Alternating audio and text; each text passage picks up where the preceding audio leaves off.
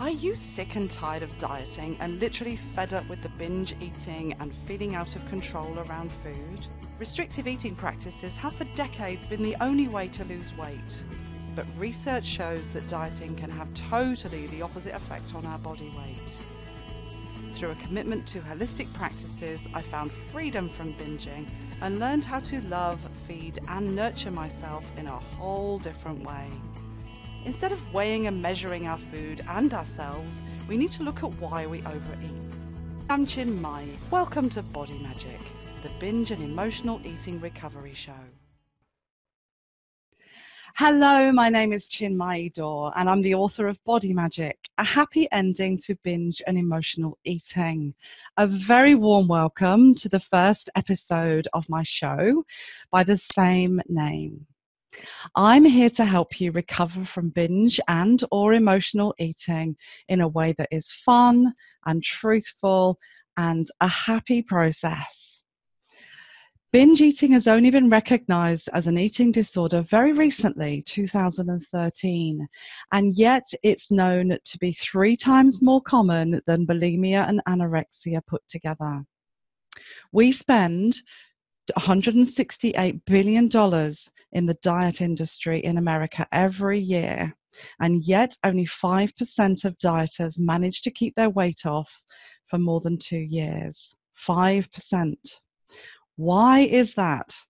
Well, I've come to understand, and through my own experience, know that it's because when we diet, we look at how much and what we're eating. If we're emotional eating, surely it makes sense that we need to look at why we're eating in the first place. What are the emotions that are driving us to overeat? This is what Body Magic is all about. I suffered 30 years of binge and emotional eating, rebound binging due to yo-yo dieting. 30 years without even knowing that I had an eating disorder. I would eat until I was bursting, feel totally disgusted with myself, and the only thing that would pacify my shame was knowing that I could get back on a diet the following day. But you know what happens? We see our favorite food the next day and we're not able to stop ourselves, and the whole process would start all over again. What a miserable existence that was. In 2006, I had a total health, and mental and physical health breakdown, forcing me to look at my life, show myself some compassion, and start healing. Otherwise, I wasn't going to survive. I gave up my 25-year-old career in banking, and I also gave up most of the life as I knew it. I embarked on a total program of recovery. I even went to India to become an advanced yoga teacher. All of these practices, and I learned loads of healing modalities. All of these things helped me to heal. Until one day I woke up and I thought, wow, I've not eaten or binge eaten or emotionally eaten for as long as I can remember. I had no idea what was working and what wasn't. So I set about some research to find out a little bit more about why diets don't work and what was working and why. And this kind of inspired me to write a book in 2014 about the magic, about how and why it happened, and try and explain it in some way so that I could share this with other people who were also struggling and suffering.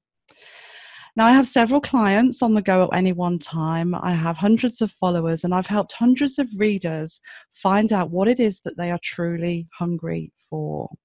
And whilst we're all unique and we have a unique set of circumstances, there are some very common patterns in our lifestyle and our attitude and relationship around food.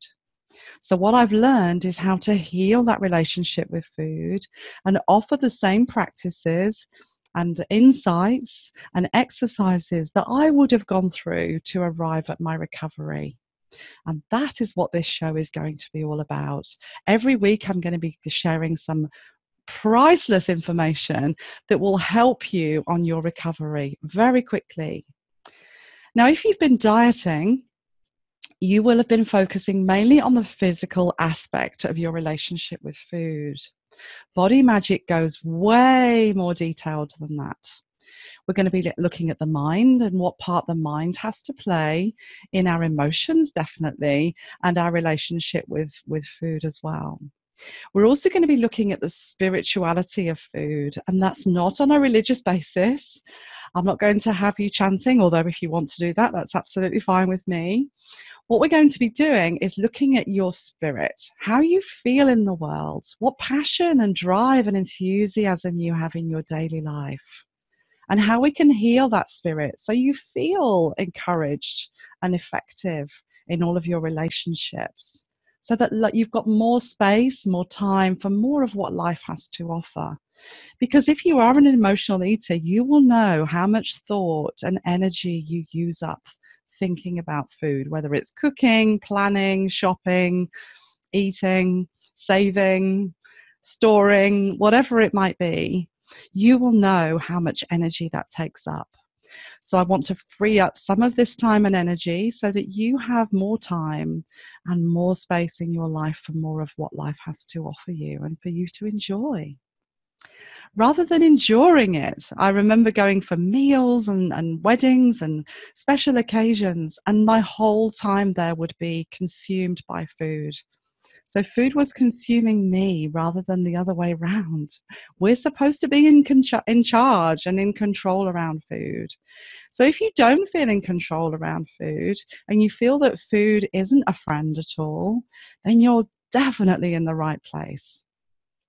I'm going to ask you a few more questions now to help you just go within and just find out so that you can recognize your behaviors around food. So if you would just close your eyes for a moment and take 3 deep breaths, please. I'm going to ask you a few questions about your relationship with food, and I would love you to witness how you feel when I ask these questions. And the reason for this is because if we're going to go on a journey, we can put into our sat nav or our phone where it is we want to go, but we also need to know where we are right now so that we can plot and plan the journey properly, so we don't waste time diverting and going the wrong way. So I want you to know where you are now. So this is just a little practice that I'm sharing with you, so that you can identify where your relationship with food is right now. So first of all, do you find that you're thinking about food most of the time and spending most of your days making decisions about food? Do you start your day with great intentions about how much you're going to eat and what, only to find you're maybe on a slippery slope by lunchtime? Does your inability to control what you're eating make you depressed? And does that depression make you want to eat more? Do you eat for comfort? And do you eat when you're already full?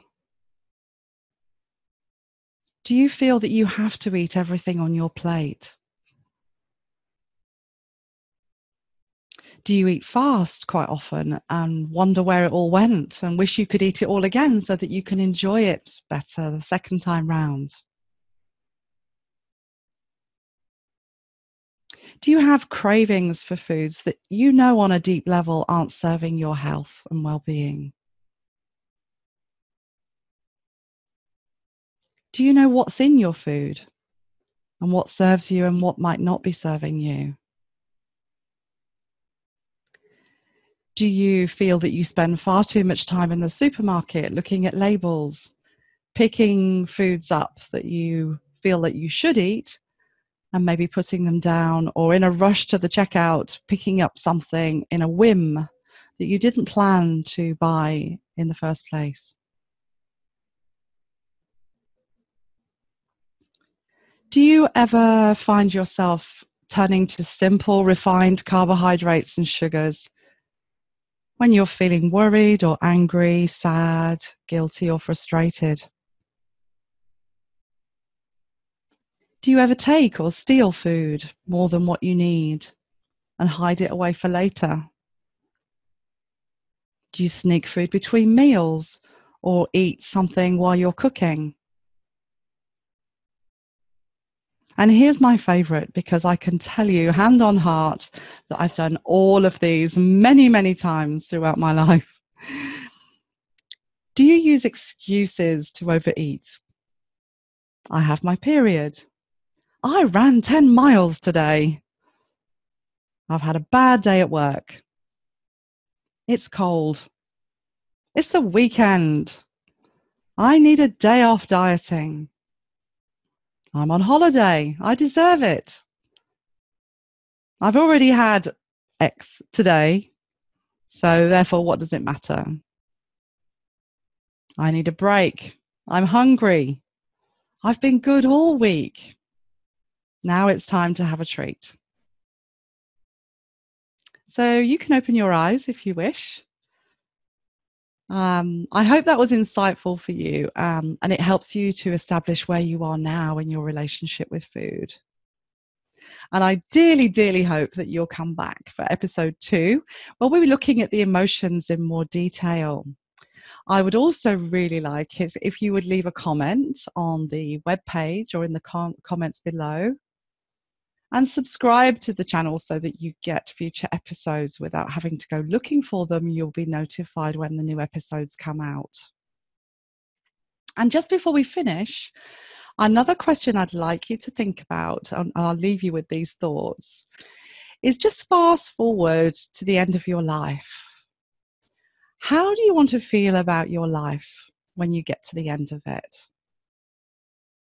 Do you want it to be full of memories of being healthy, maybe wealthy, having great relationships, playing roles in your life like parenthood, as a daughter or a son,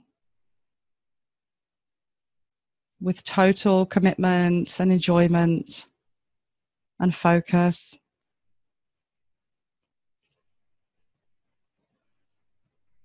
I would urge you to think about how it might look without being with food in a much better way.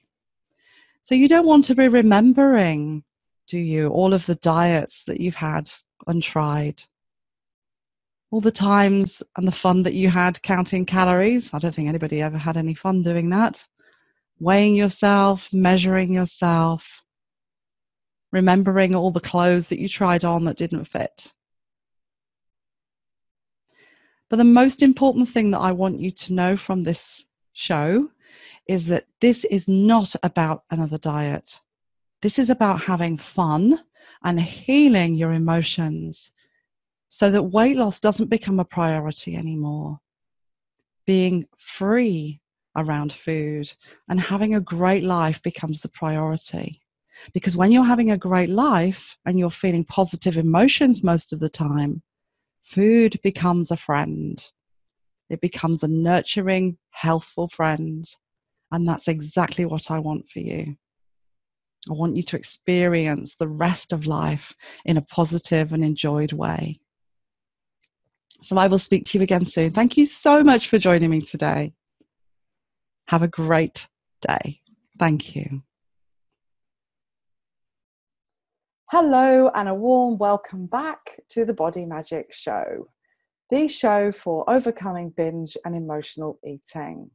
This is the second episode in the show, and today I want to talk to you about emotions. And most of us think of emotions as being negative things, and quite often they are.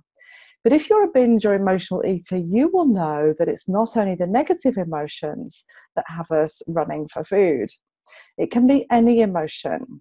So I thought it would be a really good idea to talk a little bit about emotions, see what they are, where they come from, and how we can work with them instead of battling against them. So first of all, the word emotion is actually made up of two words, energy and motion. And as the names suggest, motion means that they're meant to move. Unfortunately, we don't always have the tools for moving our emotions. Sometimes we suppress them, sometimes we express them, but it's not usually in the way where we can actually get them off of our mind.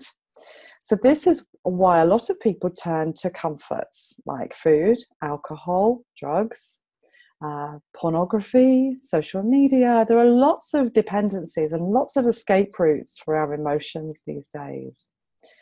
And this is how addiction starts, when we can't manage or express our emotions. So a little bit about where they come from, first of all. Emotions come from thoughts, okay? And thoughts come from beliefs. And these beliefs are so deeply buried in our psyche, we often don't even realize that we have them. They're set from a very early age, usually before the age of 7. And they're handed down to us by our parents and maybe our school teachers and or other influences that are around. We grow up, but usually around 7, we start to understand some of these beliefs. And these beliefs, our unconscious mind, we'll talk about the mind in a moment, but our unconscious mind believes that these beliefs are there to help us survive. So when we feel them, we quite often don't even know that we are experiencing them. They give us thoughts, those thoughts lead to emotions, and before we know it, we're overeating. This is why some people say that they've only got to look at a cream cake and they put weight on. It's the unconscious mind which sees this as a comfort for some emotion that it can't deal with because you're not aware of it, and it uses that cake to basically to comfort it in some way. So there's basically 3 facets to the mind. There's the conscious mind, which is what you're aware of right now. You're aware that you're listening to me. You're aware that you may like to be aware of your food more, that you want to monitor your eating more, that you want to have a certain shape, body weight, look a certain way. These are all conscious thoughts, setting goals for ourselves, recognizing when we don't keep to them, and quite often recognizing in a good way that they're not actually meant to be challenged in the first place. So a lot of conscious thoughts that we know that we have. We set our intentions with our conscious mind. The unconscious mind, as I said, is programmed from a very early age, and the unconscious mind is to keep us safe. So before the age of 7, we have some pretty tightly held beliefs about the best ways to survive. And this programming continues into adulthood. So if we go through trauma, we go through challenges in life, if we survive, the unconscious mind thinks that that's okay. So it would rather, because its motto, believe it or not, its mantra is better the devil you know. So even if you're having a really tough time and you've had a really tough time in the past, your unconscious mind won't mind if you continue to do those traumatic practices because you survive them, and it's better the devil you know.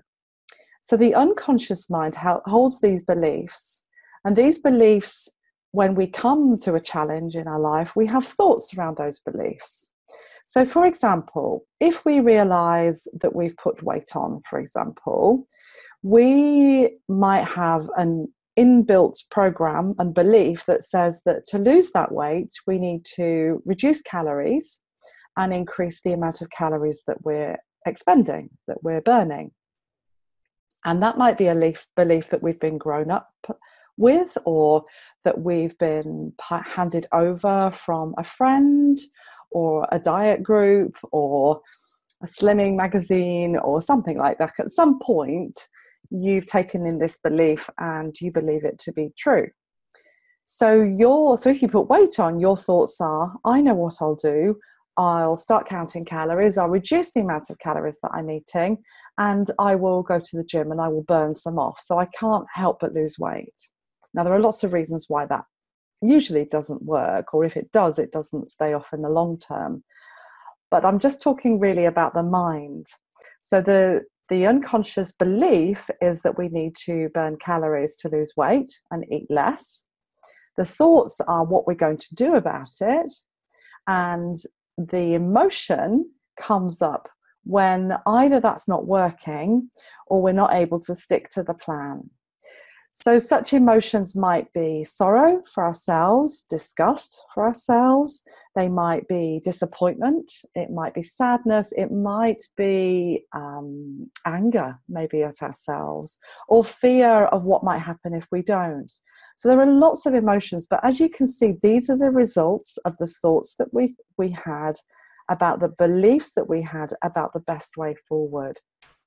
So this is, once we understand this, we're able to work a lot more with the unconscious mind.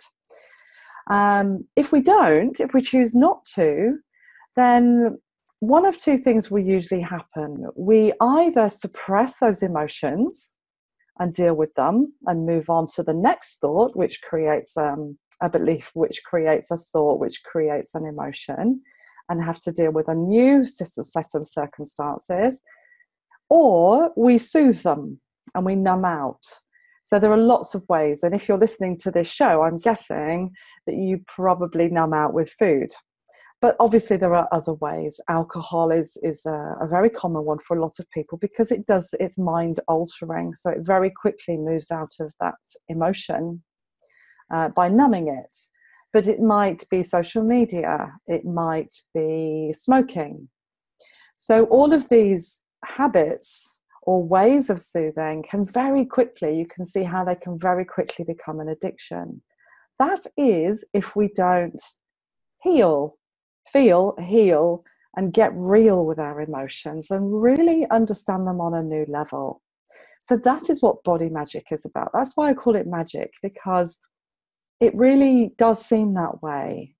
But to me, like, having come through it, it seems pretty obvious, really. Like, if we're emotionally eating and we're hoping to stop that with a diet, then the two just don't marry up. But if we're emotionally eating and we choose to look at our emotions, then we're able to establish why we overeat and start working with that. So why isn't everybody doing this? Well, one of the reasons is that quite a lot of people don't want to turn and face their emotions. And it involves a lot of work within, going within and looking at the mind and challenging the mind and say, I wonder where that belief comes from, and challenging the mind and challenging those beliefs. And in Body Magic, that's what I'm here to help you to do. But a lot of people would rather focus on the physical. We want to go outside. We want to look for slimming foods. We want to look for the next diet. We want to find a book that tells us what to do. We want to do things instead of looking at how we're being in that state. So it does involve a two-way process. Yes, it has to do a lot with what we're eating, because if we're anybody that tells you to go away and eat exactly what you want is really doing you a disservice, because not only is Body Magic about being healthy, being a healthy weight, but the focus is really about health, because when we're healthy, everything comes into balance, including weight. So it is about the body, and it is about the mind, but it's also about the spirit. And when I talk about spirit, as I said before, it's not just about how you feel spiritually, but it's how you feel about your life, how you feel about approaching your day. It's about your enthusiasm, your energy, your effectiveness, and how you approach your day. That's your spirit. That's what drives the passion for wanting to have a healthier, happier, and more healed life and lifestyle. So I think the emotions are extremely important, that we find out how those emotions are interplaying in our life.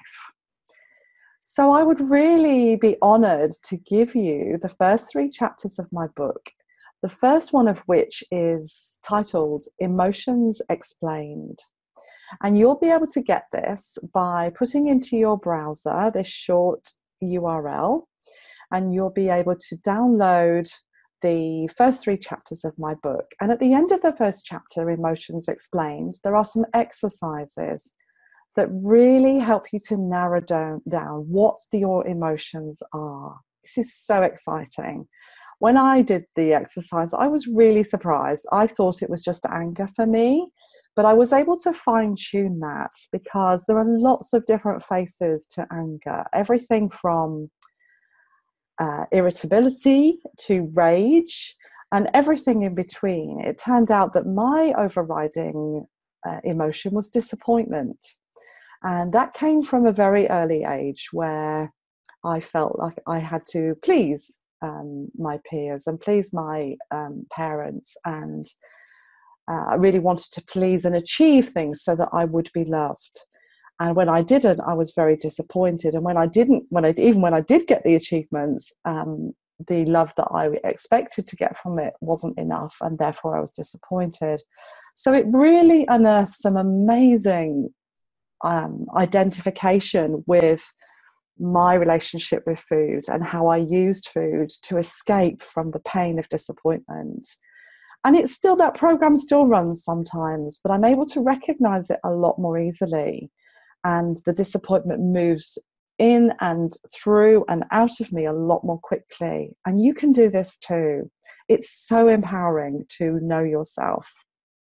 Which leads me on to something else I'd like to talk about, which is also in the first chapter, an introduction to the 2 keys to body magic. They are know thyself and know thy worth, or know myself and know my worth. So when you know yourself, you're able to recognize these emotions a lot more quickly. You're able to feel and move them away, like all emotions should do. They should move. They shouldn't be stagnant. We shouldn't be suppressing them. We have a great opportunity, once we recognize what they are, to really shift them and move out of them back into our natural state, which is bliss, ultimately. And the other part of it is knowing your worth, or knowing my worth.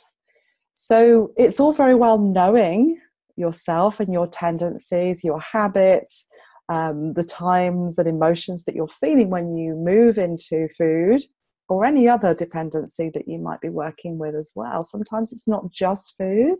It might be smoking or alcohol, etc. as well. And you're also able to give yourself the time and energy, space and effort to invest in yourself to be able to do this work.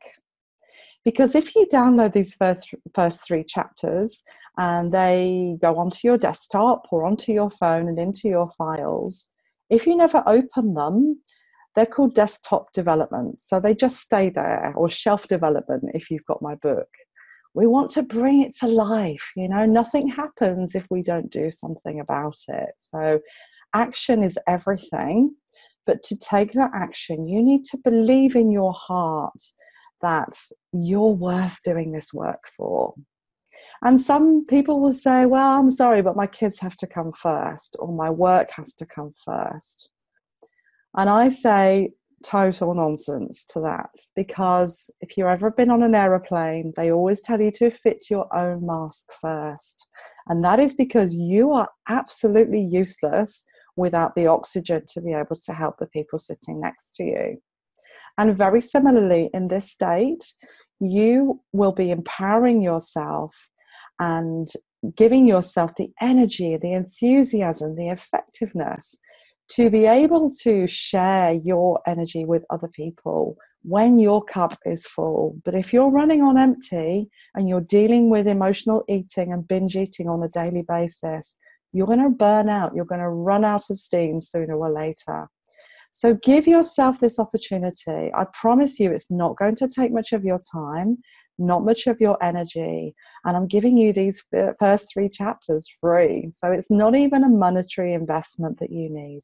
Give yourself the space to do the work. Really know your worth.